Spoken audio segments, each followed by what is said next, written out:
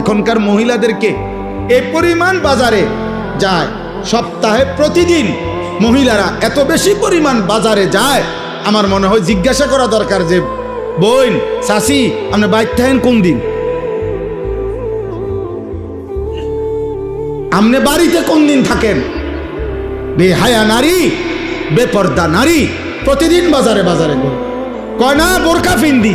আপনি যেই বোরকা ফিনদেন বোরকার উপরেও 3টা ফাট্টা লাগাইছেন, বোরকার উপরেও 3-4 রকমের কালার লাগাইছেন, এটারে ডিজাইন করছেন এত রকমের, উদ্দেশ্য একটাই, যেমনে হোক বেড়ই তো আমার দিকে চাইতেই হইব।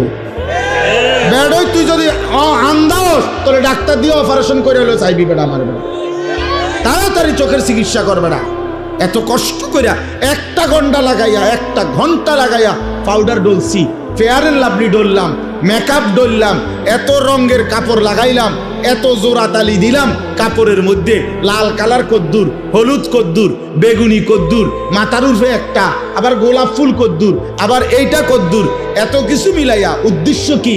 বখাটে রাস্তার দুশ্চরিত্র যারা প্রত্যেকটা পুরুষ আমাকে দেখতেই হবে।